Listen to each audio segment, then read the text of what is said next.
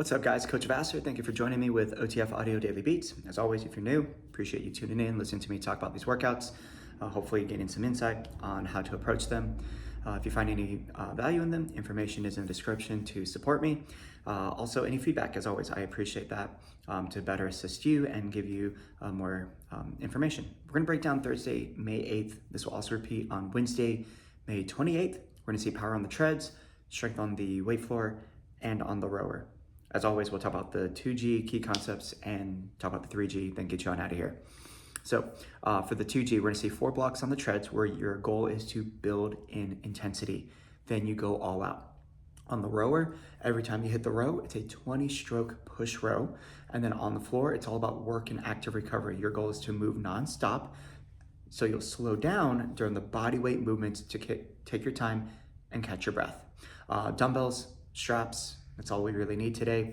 When we look at the treadmills, we're gonna see 4 blocks that are in a similar format. You'll start with a build, leading into an all out, and then you'll hit that all out 2 more times with a 1-minute walk recovery in between, okay? After each block, there's only a 1-minute walk recovery with the goal of getting back to base when they're ready. They may not go back to base today, and that's fine. Maybe they take the full minute, totally cool. Each block starts with that build. In block 1, it's a 3-minute build. Block 2, 2 minutes and 15, 90 seconds, and then a 45-second build. Now the builds are gonna be the same efforts, but the goal is to increase what they do. So in block 1, we'll start with a 1-minute push, 1-minute push all out, and then hit their first all out for 1 minute. And then 1-minute walk recovery, 1 minute all out, 1-minute walk recovery, 1 minute all out, okay? With this kind of setup here, the goal is to increase the build and the all-out intensities each block. So while they don't talk about it specifically within the block, I would recommend trying to match their all-out on those second 2 attempts after the build, okay? So when we look at block 2, 45 push all out, 45 all out. Whatever they do for that all out, take that 1-minute walk, match it, 1-minute walk, match it again. Okay, it could be the same all out from block 1. It could be something different. All right. Now, when we go through this, in terms of the builds themselves, each build decreases. So the intention is to increase the intensity, whether that's with speed, incline, combination of both. For those on the treads, for the ones on the bikes and striders, maybe they alternate where one block they go up a gear, the next block, maybe they try to increase their average RPMs. Either way, their wattage will increase with either change, okay? In a perfect world, maybe it's a little bit of both. A little bit more higher RPM, maybe an extra gear, because that will substantially lift up their wattage and their power output. The big thing for today is with this repeat format, set up the expectations of effort over intensity. Like the build should get more challenging, it should be more aggressive. So yes, part of that is the speed that they're using, but also as we get through it and they start to fatigue, maintaining could be a win for some people who are not accommodating to power output training like this. So for going back to block 1, 1-minute push, 6% incline, I would put joggers and runners, start about 1, maybe 1.45 over their base. That way they have room to grow. For that push all out, they recommend between 6 to 10%. So if anything, keep it simple. Have power walkers add, 1 to 3% to their incline. Joggers and runners, 0.3 to 0.5 on their speed. Then they go into their 1-minute all out. Now keep in mind with that 1-minute all out, they just did 2 minutes of work prior. So definitely it's a different approach than had they just went from a 4-minute base into their first all out. So it might not truly be 2 over their base speed if they just kind of maintain the builds that they did. So if they started like 1 over their base for their push, and then they went up by like 0.3 for their push all out, they go up another 0.3. That means they're only about 1.6 over their base. And that might not be their typical all out speed, but it might feel very uncomfortable. And at the end of the day, that's kind of what we're wanting to see too, is the feeling of what they're doing, okay? And especially knowing that, hey, they just did 3 minutes of work and there's only 1 minute to truly recover before we ask for them to repeat that all out again. that is definitely a very realistic expectation if it's not a true normal all-out speed that they use or incline, okay? When we move to block 2, the builds are 45 seconds, so push, push, all out, 45 seconds, all out's also 45. Block 3, 30 seconds, push, push, all out, all out. Block 4, this is the weird one. The build is a 45-second build where every 15 seconds they take it up. The major call out for this one is to take into account the time it takes for treadmills to increase incline and to pick up their speed. So during the first 1 minute walk recovery that they get, at about 45 seconds through, so when they have about 15 seconds before they take off, over the mic, start telling people, power walkers, let's start taking your incline up now. By about then, you're about maybe 7 to 10 seconds out from launching them. Joggers and runners, let's set your speed now. 3, 2, 1, boom. There's that minute. Now they're at their incline. Now they're at their top speed. They hit that for 15 seconds, then walk it down. Because a lot of times people wait for that 3, 2, 1 before they set their speed. And then by the time it speeds up or increases their incline, it's time for them to take it to the walk. So they don't really get the full 15 seconds of the effort, okay? So they do mention that in the written part of the daily beat is cue them early enough so they could get the work for the entire 15. Also, 15-second all outs is an opportunity for people to be truly aggressive and do stuff that they normally don't do. And that's great, but at the same time, emphasize safety. So especially in the warm-up, during those first 5-6 minutes of class, prioritize members staying on the belt, not hopping the handrails, moving with the belt, walking it down, all that standard stuff that they should be doing, hopefully. Because the last thing we want is people to get hurt on a very controlled thing that they should be aware of. All right, so those are the 4 blocks on the treads. When we look at the weight floor, we're going to see 2 blocks. Block 1 is a little bit longer, 13 minutes and 45 seconds. There is that 1 minute transition. We'll go to the rower. Block 2 is 8 minutes and 45 seconds. Now, with the longer block, we're going to see 2 rounds of work and active recovery before they go to the next work and active recovery for 2 rounds. It's going to be set up like that for 4 different pairs of exercises. If they get through everything, they will repeat the work movements as their bonus. Okay, so if you number the exercise 1 through 8, they're doing 1, 2, 1, 2, 3, 4, 3, 4, 5, 6, 5, 6, 7, 8, 7, 8, and then their bonus is 1, 3, 5, 7. They'll repeat those 4 movements. Okay, we're gonna start off with a strap wall slide to overhead squat. It's a combination of 2 of the new strap movements.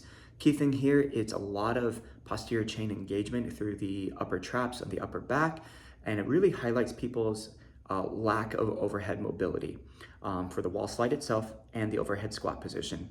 That's gonna pair up with the body weight in, out for about 30 seconds, okay? The next pair is the bear plank switch alternating low row for 10 total reps, paired up with a body weight seated torso rotation for also about 30 seconds. The next work and active recovery is a contralateral single arm lateral shift. So with that wider stance, dumbbells on one arm, they're gonna bend the other knee and shift that way, 10 per side. They go back to the in, out for active recovery. And then the last work and active recovery is from a kneel-in position, overhead tricep extension with the floor torso rotation. So the main thing with these movements, especially the wall slide, rehearsed technique is great. So even if people don't have the strap, as you demonstrate them, have them do it with you. So what I mean by that, they'll probably start, pull back here. We wanna reach up, keep the arms back, bicep by the ears, and then sit back into it, come back up, lower down, press back up, and then drop back down. Even just body weight, they should really feel a lot of that upper back engagement with that movement to kind of showcase how tough, even though it's body weight, it's a tough movement. For the in, out, when they say it's about 30 seconds, we want people to use this as a chance to catch their breath. If they have a watch, great. If they can't see the OT beat clock, that's okay. In terms of reps, it's going to be around 30 to 40 repetitions for about 30 seconds if they're moving like at a step pace, okay? So if it's helpful, have people count, get about 30 reps and then, or How do you feel? When you feel recovered, great, that's when you can move on. This made me think of those people who during floor setups, they're like in the corner doing jumping jacks to keep their heart rate up. This is great for them. So if you have that Sally Sue who's always over there doing jumping jacks and alternating like standing crossbody knee drives, like this is the workout for you right now because you can move all day long. All right. Switch low row, obviously one dumbbell right in the center, active shoulders, they grab, they pull, minimize any hip shift. You could use the analogy of like a bowl of water on their hips. We don't want to spill any. If you are comfortable approaching them with like the kneeling pad, you can put it on their lower back.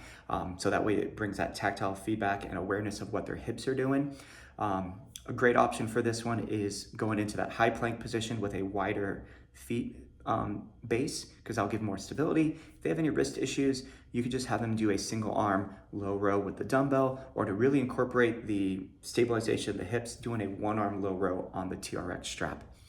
And then we talk about the lateral shift and then also the knee and tricep extension. Key thing for that tricep extension is really locking in that pelvic bone. So get in that tuck, keeping the glutes engaged and that neutral spine as they reach overhead, get that deep stretch and extend up. One thing that I've always paid attention to and noticed with people is they tend to go too heavy on the tricep extension movement. We really want to emphasize a full range of motion. So get in that elbow to bend past that 90-degree point. We'll put a deeper stretch in the long head of the tricep, which will give them way more benefit of it. Also, if they stop about halfway, it actually puts a lot of stress on that tendon there, and that could lead to, elbow tendonitis. So if they always complain about elbow pain, that might be why they're going too heavy. Lighten up the load, get that full stretch. It might not seem like that bad to begin with, but by rep 7 or 8, their arms are going to be shaking, and then tomorrow it's going to be tender, but in a good way. Okay. Now, when we look at the row block, we're going to see a dumbbell exercise paired up with a 20-stroke push row. This is very similar to, almost similar to like the row block from the 3G on the day before. So they will want to take a dumbbell with them. Whichever leg they stand on though, that's the side the dumbbell is going to be on as they go into their single arm shoulder press. They have 8 on each side.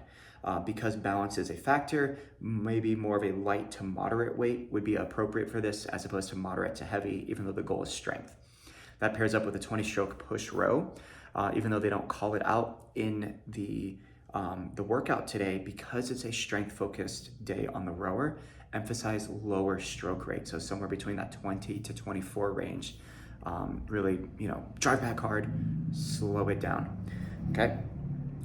They will continue that pattern for about 8 minutes and 30 seconds until they do a 15-second all-out row with the treads on that final all-out. There's your 2G. Looking at the 3G, we're gonna see 2 blocks here.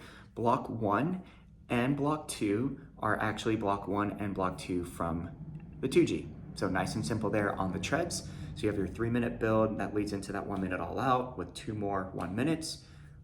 But they have a 90-second walk recovery before you go to block number 2. So there is a little bit longer recovery between the 2 blocks. So a good opportunity for the 3G people to actually try to increase their all-outs compared to what they did the previous block. Rowing, we're gonna see 2 blocks here. Block 1 is the same block as the row block from the 2G. So 8 reps of that shoulder press per side, 20-stroke push row, they rest, they do it again. Then they're gonna flip it around. Now they're gonna start with a 200-meter push row and to a single dumbbell good morning, okay? Obviously, hitting hamstrings, glutes, and the upper back with that dumbbell good morning, which is gonna fatigue them, make it harder to maintain intensity on that 200 push row. And that's the goal here, maintain the push intensity for the 2 blocks. So, in all honesty, with a situation like this, can we keep their stroke rate the same every round and also pay attention to average watts and keep that consistent every time? So definitely use that stored program, keep their average watts in check, and reference that when you are doing like maybe one-on-one off-mic check-ins with members.